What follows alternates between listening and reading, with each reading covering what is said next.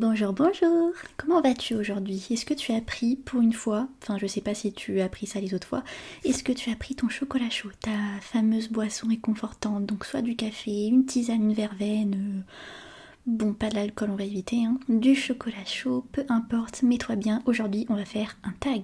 Ouais, j'avais envie, ouais. Alors à la base, moi je préfère créer mes propres concepts, hein, j'aime pas reprendre ce que les autres font. Mais j'ai trouvé ce taxi sur le blog de Mademoiselle Lite et je l'ai trouvé vachement sympa. Donc je me suis dit, bah let's go quoi. C'est un tag alphabétique, donc mes habitudes de lectrice de A à Z. T'inquiète, tu vas vite comprendre. Alors on commence. A pour accessoire, l'accessoire livresque qui ne te quitte jamais. Mes marque-pages. Bah ouais, je pense que c'est ça, hein, je vois rien d'autre. Accessoire livresque. Ouais, bah je vais pas réfléchir 3000 ans, hein, je pense que c'est ça. J'en ai pas une tonne non plus, mais. Ouais. Il y en a un que je mets souvent, c'est une petite rose, pas en carton, mais en bois. Enfin non, c'est pas du bois non plus. Genre la tige, elle est métallisée, c'est hyper beau. Je vais te montrer là sur le côté si je trouve une photo. Mais ouais, c'est clairement mes marque-pages. Des fois, quand je suis en dèche, je prends une feuille de PQ. Ça dépanne bien. B pour boisson, la boisson indispensable à tes moments de lecture. Alors, je bois pas forcément quand je lis, ça m'arrive, mais c'est pas systématique. Moi, c'est chocolat chaud. Voilà. Ou alors tisane le soir. Sachant que je préfère lire le matin parce que je suis quand même plus. Bon, pas forcément énergique, mais mon cerveau est plus lucide à ce moment-là. Le soir, je suis fatiguée pour lire, c'est une catastrophe. Je lis 10 pages, j'en peux déjà plus, mes yeux sont morts. Donc, ouais, on va plutôt dire. Ah, quoique, parce que le matin, je peux prendre du café aussi. Ah merde. Ah, je suis niquée. Ouais, mais chocolat chaud, c'est quand même plus réconfortant, tu vois, genre c'est la boisson de la lecture. Mais est-ce que je le fais souvent? Pas trop. Puis c'est pas non plus indispensable, hein. Mais je vais dire chocolat chaud quand même parce que j'adore ça. C'est pour classique, ton auteur classique préféré. Je ne lis pas de classique, voilà. Je n'aime pas ce genre-là, peut-être un jour, hein, qui sait, mais j'en ai déjà assez lu. Enfin, non, justement, je les lisais pas au collège-lycée quand la prof nous ordonnait de lire. Zola, bonjour. Après, je dis ça, mais il y en a qui m'intéressent, genre le portrait de Dorian Gray par exemple, Des fleurs pour Algernon aussi. Voilà, c'est des classiques qui me stimulent déjà un peu plus. Mais j'en ai jamais lu encore, donc je ne pourrais pas dire, navré. D pour développement, un ouvrage de développement personnel à lire absolument. Pareil, c'est pas un genre que je lis ça. Après, ça m'intéresse quand même. Ouais, des livres pour, je sais pas, apprendre à gérer ses émotions, par exemple, pour se sentir mieux dans sa vie, etc. Enfin, après, je suis quelqu'un qui fait énormément de recherches tout le temps. Dès que j'ai un truc en tête, je vais me renseigner dessus et tout. Donc, j'ai pas forcément besoin d'en lire davantage, tu vois, sur le sujet en question qui vient me turlupiner. Ça dépend des sujets, mais voilà. Ah non, attends, j'ai lu, j'allais dire Accords malsains, non ça c'est une dark romance, que j'ai pas forcément aimé d'ailleurs. Ah, les 4 accords Toltec, c'est ça, j'avais beaucoup aimé ce livre-là, très sympathique. Des conseils qui sont pas simples à appliquer, mais c'est très utile. E pour e-book, e-book ou roman papier. Roman papier, enfin, je disais des fictions sur Wattpad, c'est vrai, c'était pas sur papier, à l'époque. Très belle époque. Ou des fictions sur Amour sucré, c'est pareil. Après, j'ai pas encore testé de lire sur liseuse, donc je peux pas vraiment me prononcer. Je sais pas vraiment si ça me plairait, même si je trouve ça plus simple pour défiler les pages, c'est plus pratique. Donc ça te fait aussi gagner du temps. Mais moi qui ai des yeux déjà assez sensibles quand je lis sur papier, j'ai peur que ça me les défonce encore plus. Avec la lumière, même si je sais que c'est fait pour. Donc à voir. F pour fiction. Un héros de fiction dont tu es secrètement amoureuse. Bah aucun. Bah j'avais des crushs quand j'étais ado, mais je suis amoureuse de mon filou, ça me suffit, hein. J'ai pour gourmandise, la gourmandise qui accompagne tes instants de lecture. J'essaie de faire gaffe au sucre en ce moment, hein. Bah je dirais du coup un chocolat chaud avec des chamallows dedans. Merci Mémoire de la forêt. Déjà j'aime pas manger quand je lis. Pour boire y a pas de problème, mais pour manger, j'aime pas. Je préfère vraiment être concentrée sur les pages. En plus des fois ça peut faire des miettes, donc je te dis pas. Mais ouais non. H pour humour, un livre qui fait rire. Big up au livre que ma belle-mère m'a passé. Maudit Karma, je ne sais plus l'auteur, mais j'avais trop aimé ce livre, c'était hilarant. C'est genre une fille qui se métamorphose en plusieurs animaux. En gros, si t'es une fourmi, t'es en bas de l'échelle, tu vois. Elle doit récupérer du bon karma, donc par exemple, si elle se transforme en chien, elle est sur la bonne voie. Tu vois ce que je veux dire? En gros, plus t'es insignifiant, plus t'es un cacamou, quoi. Si t'es un moustique, c'est que tu as développé un mauvais karma, voilà. Pour résumer le truc. J'ai adoré, vraiment. Les blagues sont très très bien placées, ça a vraiment marché sur moi. Après l'humour est subjectif, hein, donc c'est sûr que ça va pas plaire à tout le monde, mais moi ça m'a convaincue. Et pour important, un moment important dans ta vie de lectrice, je pense que c'est le moment où j'ai découvert les thrillers, voilà. J'arrête pas de dire ça, mais je vois pas de moment plus marquant. Enfin si, quand j'ai lu Les Refuges. Ouais.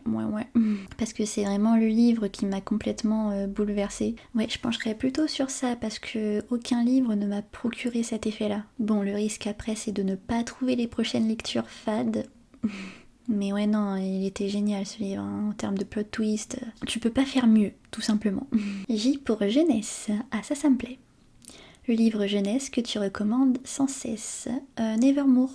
Ouais, c'est ma saga fantasy jeunesse préférée. Après, j'en ai pas lu une tonne en termes de jeunesse. Je suis encore pas débutante, mais intermédiaire.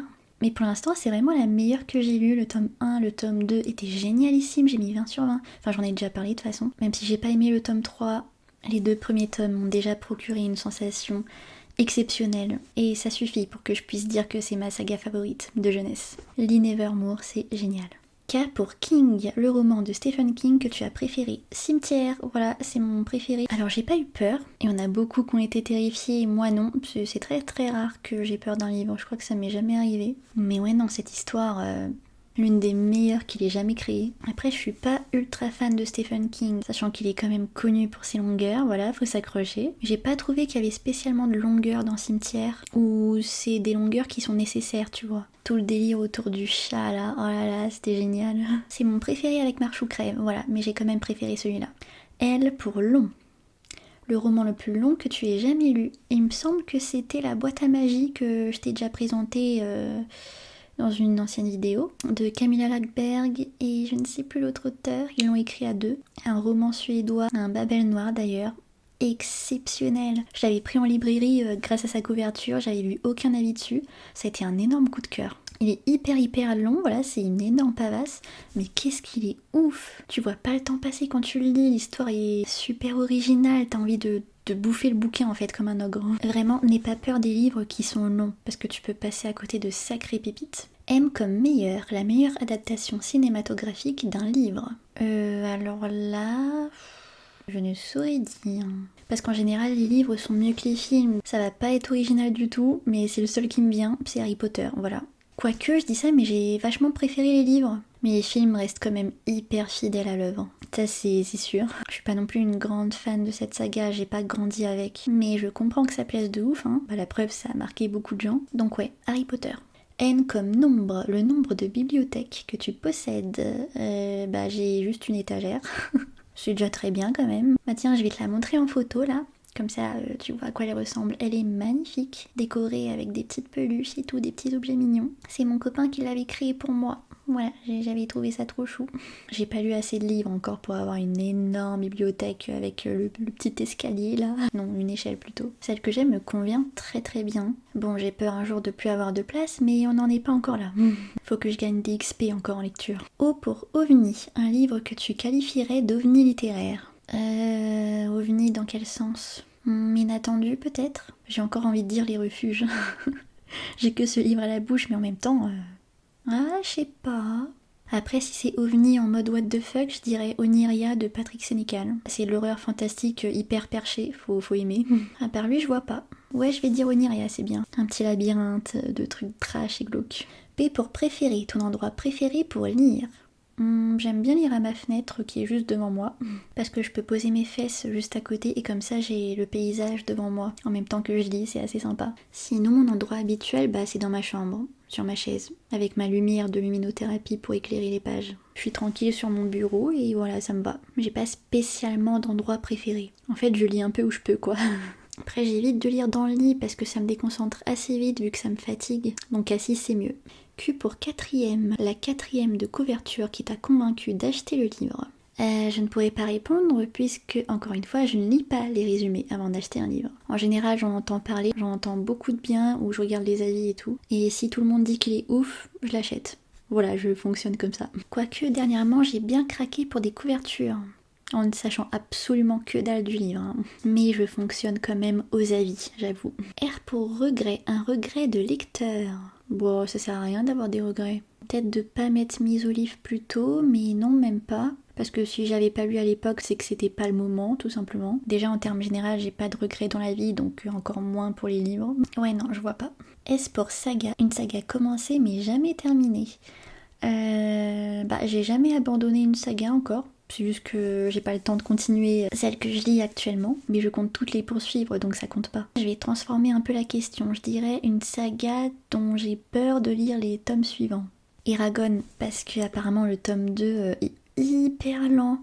Déjà le premier, bon, j'avais aimé, j'avais trouvé assez sympathique, mais c'est vrai qu'il y avait des longueurs, faut s'accrocher par moment. Mais alors le 2 apparemment il est 1000 fois pire. Donc j'avoue, ça me rebute un peu. Après, ça se trouve, je vais grave aimer, hein. Je vais me dire, putain, c'est génial et tout, waouh. Je pense pas. Donc ouais, je sais pas si je poursuivrai un jour. Peut-être quand j'aurai 50 ans et que à ce moment-là, j'aurai plus de patience que maintenant. Même si là, c'est déjà pas mal, hein. T pour 3, tes 3 livres préférés. Bah ça rejoint un peu les livres qui m'ont marqué. La Conjuration primitive, Les Refuges. Après, on a plus que 3 quand même, hein. C'est dur de faire un choix. Et en troisième, Nevermore. Voilà. U pour univers, l'univers livresque qui ne t'attire pas. Je déteste les romans historiques. Voilà, déjà quand j'étais au collège, j'aimais pas du tout l'histoire. J'ai quand même réussi à avoir une note négative, donc une note avec un moins devant. Oui, c'est possible. Pour te dire à quel point ça me faisait chier. En fait, juste ça m'intéresse pas, je m'en fous, ça m'emmerde. Tout ce qui est royauté, pareil, ça m'intéresse pas du tout. Donc ça et également la dystopie. Comme je te l'avais dit, j'ai essayé plein de fois. À chaque fois j'ai été déçue, l'univers m'a pas embarqué plus que ça. Peut-être qu'Hunger Games va me faire changer d'avis, I don't know. Et pour l'instant, c'est compliqué, hein. Je fais de mon mieux. V pour vrai, l'histoire vraie qui t'a bouleversé en littérature. Je m'en souviens pas. Une histoire vraie, ça va être très rapide parce que je m'en souviens plus, voilà. Si jamais ça me revient, peut-être que je mettrai le livre en question au montage, mais pour l'instant...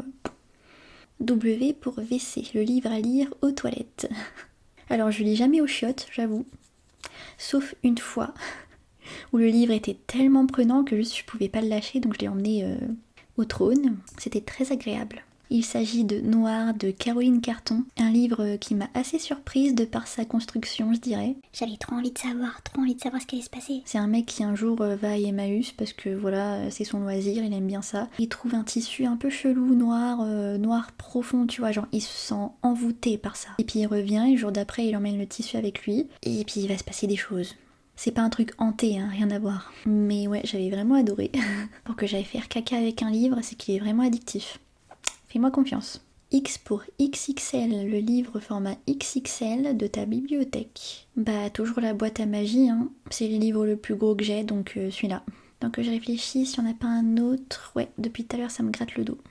Non, je pense pas. Putain, j'ai faim. Non. La boîte à magie. Z pour Zweig, ton livre préféré de Stefan Zweig. Je n'ai pas encore lu cet auteur, voilà. J'avais offert à mon copain un de ses livres, il n'avait pas trop accroché, donc c'est un classique. J'aime pas les classiques, donc je ne pense pas en lire. Et de toute façon, ça m'intéresse pas plus que ça non plus, donc voilà.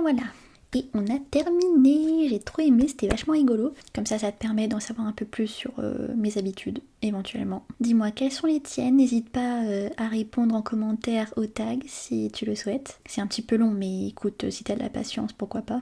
Je te fais plein de poutous, on se retrouve très bientôt, évidemment, comme toujours. Prends soin de toi, et j'espère que tu as bien dégusté ta petite boisson. J'aurais dû en prendre, j'ai le gosier tout sec. Plein de poutous, à la prochaine!